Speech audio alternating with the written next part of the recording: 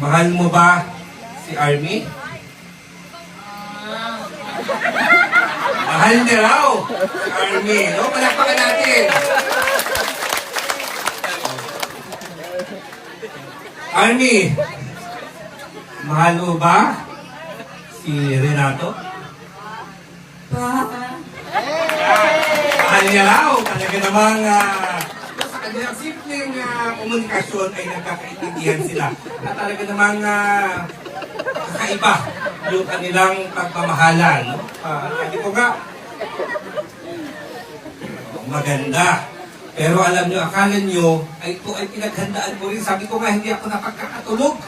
Sabi ko kung ano ang payo na aking gagawin sa inyong dalawa. Pero, siyempre, nag-research din ako para magkaintindihan tayo.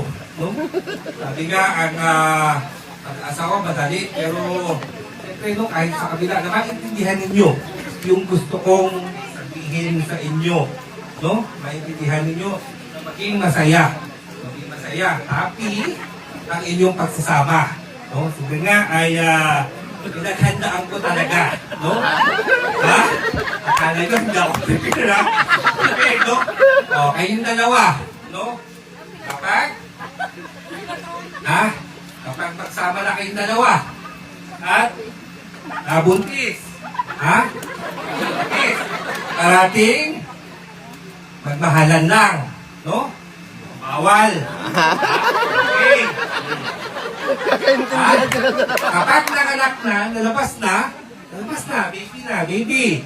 Oh. Ikaw, Nato, Army, ha? Alaga, oh? Bantay, bata.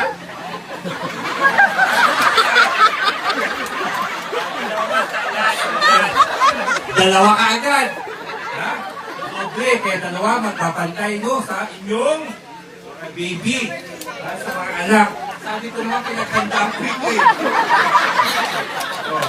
Tapos, habang nag-alaga ng bata, ikaw, ha? Laba. Ano ba? Siyempre, sa pamilya. Laba. Laba, ha? Laba. Oh, laba. Sampay. Oh. Laba pa rin. Laba. No? Army. Oh. Happy. Laba. Ay, tuwa-tuwa si Kapitan namin. Naintindihan nyo? Okay? Okay. No?